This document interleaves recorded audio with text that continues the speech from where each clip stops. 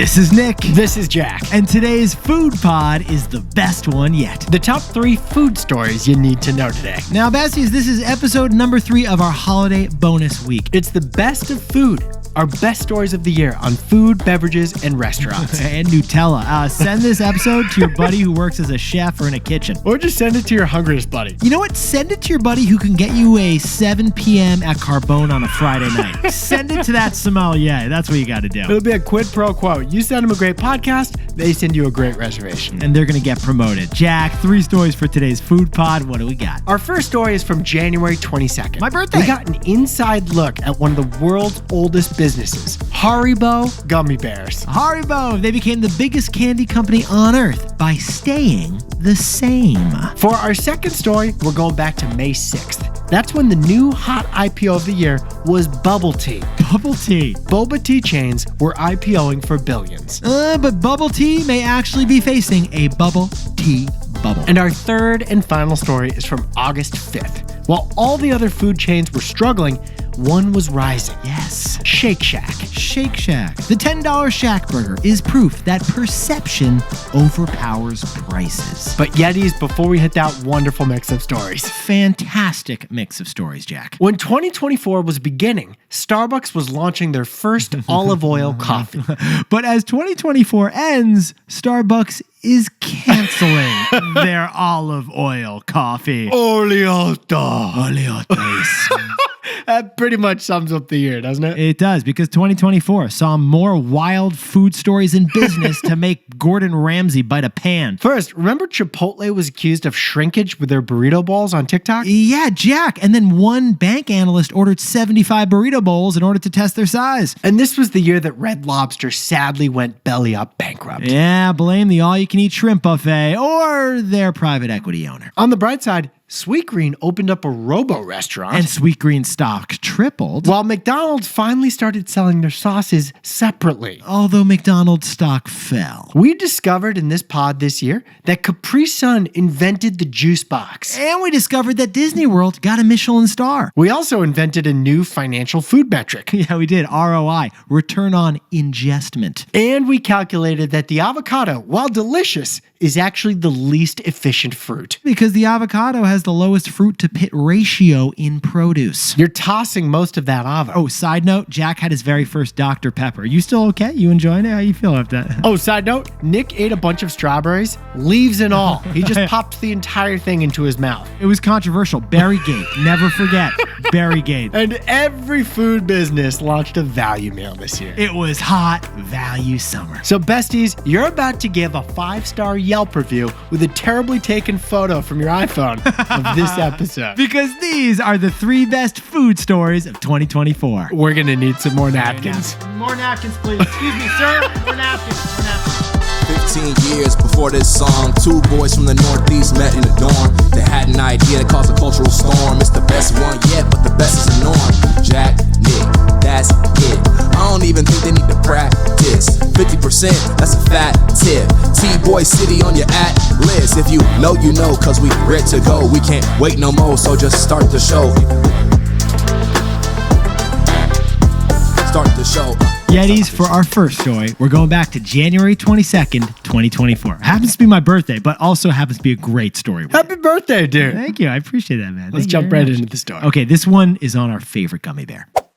The biggest confectionery company on earth just gave us a rare inside look at the business. Haribo Gummies. It's Haribo Gummies. Haribo's success may be from never, ever changing. But Yetis, before Jack and I jump into this story, if you're a dentist or a dental hygienist, earmuffs. You're going to hate this story. Here it is, and let's start with a trivia question, Jack. Who invented the gummy bear? Well, the answer is Mr. Hans Riegel from the German city of Bonn. Hans Riegel from Bonn.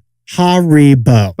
Oh my God, Jack, we put it together. We solved the case. Yeti, 102 years ago, Haribo, named after Hans Riegel from Bonn, literally invented the gummy bear. And today, they sell 1,000 different varieties of gummy bear across 120 countries. And now this is a private, not a public company, but according to Bloomberg Research, Haribo is the biggest confectionery brand on earth. Hershey's and Mars makes more candy in the United States, But nobody sells more candy in the world than Haribo. Yetis, Haribo is the sultan of sugar. It is the chancellor of chew. Jack, can we say it's the king of the cavity? Haribo brags that their annual production of gummy bears could wrap the world 10 times. Yeah, it's the king of the cavity. And 102 years after birthing the very first gummy bear, Haribo is still owned and run by that same family, the Regals. But Yetis, here's what Jack and I found fascinating about this story. Haribo is the only company we have ever covered on this podcast that has said this. We will never change. We will never change. Like literally, the COO of Haribo told Bloomberg last week that the company's German principles come down to this. We don't like to change. If it ain't broke after 102 years, over at Haribo, they don't fix it. For example, in the last century, they've only made one major change to their core product, the gummy bear. They changed its pose. Yeah, for the first 40 years, the Haribo classic gummy bear was like a dancing bear. It had its legs out, it was dancing, it was having fun. Now it's a chubby bear. It's not dancing anymore. They basically just made the bear's tummy bigger and they made its legs not dancing. Only change they've made in a century. Another example, their latest factory is the one they built in the United States, in Wisconsin. But that factory has the same exact layout as all 15 other Haribo factories across the world. Now, Haribo does add new gummy flavors to cater to local tastes. Because every country has a different taste for their gummy indulgence. Sweden likes licorice, Spain likes peach-flavored gummies, and the U.S. likes sour gummies. Otherwise, Haribo does not do change. Will you make us a gummy vodka Haribo? Nein, danke. CBD gummies? Nicht. An AI chatbot gummy? Gesundheit. It's not happening. So, Jack, what's the takeaway for our buddies who will never change over at Haribo? When you chase fads, you run out of gas. Now, Yetis, Jack and I have told you on this show how hard, but how critical it is to innovate, to adapt, to evolve, to change. Netflix is Netflix because they disrupted themselves. They pivoted from DVDs to streaming. But Blockbuster went bankrupt because they didn't evolve to streaming. They did not change. So when Haribo says they don't change, what they really mean is they don't change who they are. Haribo doesn't chase fads. They don't change just because the outside world is telling them to change. For example, they didn't change their company resources to partner with the Barbie movie. They stayed focused on global expansion instead. Haribo, they don't alter products for trends, for publicity, or for short-term viral hits. They stay focused on doing their thing. That's why Haribo still has the energy to sell more gummies than ever after 102 years. Because besties, when you only chase fads, you run. Yetis, for our second story, we're going back to May 6th, 2024. Happens to be Molly's birthday too, but also a great story. But shortly after the publication of this episode, I actually tried my first bubble tea with you. Oh yeah, it was fantastic. Those little rubbery tapioca balls are delicious. They're amazing. They're highly They're amazing. satisfying, Well- especially when you suck them through the tube. It's like, They are satisfying. I feel like a And vacuum sucking up tennis balls. And it is fascinating to learn about the whole bubble tea industry. For our second story, bubble tea isn't just taking over your block. Bubble tea is pouring all over Wall Street right now. Boba tea brands are IPO'ing, but now Starbucks is joining that bubble. Jack, are we saying it's a boba tea bubble? Yes, we are. And I don't even know what a boba tea is. Oh, well, Jack. Oh, and then we got to start this story like this. Educate me, Nick. Educate me. If I go on Google Maps right now in San Francisco and search for boba tea, you know what I see, Jack? A lot of boba teas? 18 places in a 1 mile radius. 18. That is boba saturation. Yeti's bubble tea, aka boba, is a tea with some bubbly balls. That's what it is. You've seen it before you tasted it. And it's the fastest growing refreshment in the United States right now. Get this. In the last 5 years, there's been a 60% surge in the number of boba shops bubbling up across American cities. Kung Fu Tea is the name of the largest boba chain here in the United States. They're making $250 million a year in revenue. Now, like me, Yetis, you might have seen one of these. It looks like a glass of milk with a bunch of marbles at the bottom of the glass. It's like drinking a juice with tadpoles that are trying to jump up and surprise you through the straw. I'm very intimidated by what those balls are. Nick, are they squishy? Do they pop when you bite them? Jack, when I dive in TBOY style to my mango jasmine boba tea with extra bubbles, by the way, always get the extra bubbles. What are those balls, dude? The balls are tapioca balls, my friend. And what is tapioca? Tapioca is a rice-like starch from the cassava plant. And yes, it is filled with carbs, but delicious carbs. So when you chew it, is there liquid inside the balls? Or is it just like a solid ball? No, it just kind of hits your throat and makes you a little uncomfortable. But Yeti's Boba was invented back in 1980 on the island of Taiwan, and it took off from there. And since it took off so much, tapioca for the boba balls is now Taiwan's #1 food export. Yeti's Boba tea has become so popular that boba has its own emoji. That's when you know you've made it. And boba tea has gotten so popular that Starbucks is adding bubble tea to its summer drink menu. Starting today, you can order a boba tea at Starbucks. And in fact, and I'm running out of octaves here, Jack. Boba tea has gotten so popular that 6 Chinese boba tea companies are going public. I'll repeat it so that Nick doesn't have to because he might injure himself. I'm going to take a breath and drink some tea. 6 different boba teas have IPO'd on the stock market this year. Boba tea brands, they're going public right now. Don't pop your champagne, pop some pearls. Boba tea is pouring onto Wall Street, and investors are just discovering what the heck this is. All right, Jack, let's jump in TBOY style. Last quarter, 2 of the biggest boba brands on earth IPO'd. One's named Mixu and one is named Guming, both in China. Both of those companies are worth over $1 billion based on their stock price. All right, let's look at Mixu. Mixu, whose name means sweet snow like honey in Chinese, has how many stores in China? 36,000. Could you pour on some context for us over there, please? There are nearly as many Mixu stores just in China as there are McDonald's and Starbucks stores globally. So, Jack, I gotta ask, how did all these boba tea IPOs do over the last few months? They've done boba brutal. They're down big. Yetis, the new boba stocks, they have plummeted and it has not been delicious out there. One fell by 40%, another is down 88%. This is a tapioca travesty. So, Jack, you gotta ask, everyone who's in line for boba tea over here has gotta ask, what is going down in that thick straw? I don't know, because I still haven't tried one. But I know the business behind it now. I gotta get you some mango jasmine. So, Jack, what's the takeaway for all our buddies sipping on boba tea? Boba is the perfect example of a bubble. This is a bubble tea bubble. But Yetis, Jack and I should make something clear. There is huge demand for boba. There has been for years, and this is not a fad. Boba is not going away. So the problem for boba isn't lack of demand. The problem over in Asia, where the majority of boba sales are, is too much supply. It's not demand, it's supply, because usually we see bubbles in the stock market. The price of a stock outgrows the underlying value. That's a bubble. But this is an economic bubble. The number of physical boba shops simply outgrew the underlying demand for boba tea. Here's the cycle that happened. First, to chase demand, there was a surge in new boba stores that just got out of control. 36,000 Mixu stores? That is so many stores, and it's just in China. And then there was so much competition among those boba stores that the prices started dropping. One chain sells everything on the menu for $1. Just $1. And the result of too many boba chains selling drinks for way too cheap? What was it, man? The result was a price war, and none of the Chinese boba chains are profitable right now. That cycle is why we're seeing so much thirst for boba, but none for boba stocks. It doesn't matter how much you love boba. We're in a bubble tea bubble. And I promise I'll try my first one soon. Hey Yetis, if you're a bestie, take a sec and hit that subscribe button. And like this video while you're at it. If you leave a comment, by the way, we'll read it. For our third story, we're jumping back to August 5th, 2024. Okay, the first story was Nick's birthday. Yeah. The second story was Molly's birthday. This is The a third coincidence. story is where Nick and Molly had their first date. It's honestly a total coincidence. I think it's a conspiracy. It's a total coincidence. This one's on Shake Shack. Are you trying to replace me with Molly this episode? Also a Shake Shack shareholder. I should point that out, Jack. Okay, definitely conspiracy. Besties, you're going to love this one. Let's jump into the Shake Shack story.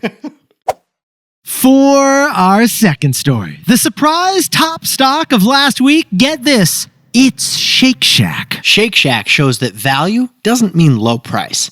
Value means it's worth it. Oh, Jack, I feel like we got to check ourselves on this. We've been calling this hot deal summer, and we've been saying that this summer had big deal energy, haven't we, man? Why are we saying that? Because in the last 2 months, every fast food chain has launched the same value meal. Wendy's, Burger King, McDonald's, all of them specifically launched $5 value meals, $5 each. McDonald's ordered a burger, fries, and a soda for $5. Yeah. And Wendy's and Burger King were like, me too. Even Keenan and Kel over at Good Burger launched a $5 value meal. I love a Good Burger reference. Home of the Good Burger. Can I take your order? Everything's 20% off. So why is every fast food chain launching a value meal this summer? Well, Americans have turned against fast food because of the higher prices. The burgers, that doesn't feel like your classic quarter pounder these days, does it, Jack? No, feels like quarter of my paycheck. So despite all the value meals, McDonald's just announced last week their first quarterly sales shrinkage since 2020. We repeat, McDonald's sales are down. You're not buying a Big Mac unless it's on the sale rack. Fast food is looking like TJ Maxx right now. But Yetis, here's what Jack and I found fascinating about this story. There is one shocking exception to everything that Jack and I just said. Shake Shack, Shake Shack, that's the exception. the fast food chain that began the better burger movement. By the way, Jack, we should point out that you and I, used to celebrate the wins at the original Shake Shack in Madison Square Park. That's where we would go. And I know that that's where you had your first date with Molly. Yeah, it really is. I mean, you feel like the center of the world when you're in that Shake Shack, although you're always fighting for a chair, you know? The Edison light bulbs are a wonderful upgrade. Well, Yetis, whether or not you have been to the original Shake Shack, Shake Shack's earnings just dominated in a way no other food chain is doing. Revenues rose by 16%. Profits doubled. And they had their highest profit margin in 4 years. Stick that in your shroom burger. Oh, and the top sellers last quarter, what were they, Jack? Seasonal burgers, like the Carolina barbecue burger with fried pickles, which is on the menu right now. But besties, this was the shocking thing. The Shake Shack CEO said something on the earnings call that made investors drool. He said they're not dropping prices. We repeat, not dropping prices. Despite peer pressure from Ronald and Wendy, Shake Shack will not put its burgers on sale. The CEO said that pricing is not a way to drive sales. It's the kind of thing that would make Grimace grimace. No other food chain is doing that. It's a bold and confident thing to say right now. So Shake Shack stock surged by 20% last week. Shake Shack was up 20% like there was caffeine in the custard. So Nick and I got to ask, how is Shake Shack attracting more customers when every other burger chain is attracting less customers right now? And on top of that, Shake Shack has the most expensive burgers in the industry. You'd think that they're suffering the worst with people being fed up with high prices. So Jack and I came up with this takeaway. Jack, Can we please get one takeaway side of fries, extra ketchup for our buddies over at Shake Shack? Value doesn't mean cheaper. Value means it's worth it. interesting thing, Yetis. Shake Shack stock is up 30% this year. Chipotle is up 20% this year. And Sweetgreen is up 140% this year. And yet McDonald's, Wendy's, and Burger King stock are all down this year. Well, the reason we think why is perception. Because value doesn't mean cheaper. Value means worth it. A Sweetgreen salad, a Chipotle burrito, and a Shake Shack burger are more expensive, but they're perceived as better value. Chipotle burrito feels like a high-end cuisine, but it's lower priced than a high-end restaurant, so that is value. On the other hand, Wendy's $5 value meal is cheaper, but it's perceived as less value right now. Because a Wendy's burger feels low-end, it's compared to a frozen pizza. And it's actually more expensive than a frozen pizza. So it's less value. See, someone thinking about a nice dinner, they consider Shake Shack a better value than the sit-down restaurant. But someone thinking about a cheap dinner considers McDonald's a worse value than a frozen pizza. Add it all up, Yetis, and value and price are just two different things, even though we often conflate the two. And perception overpowers price.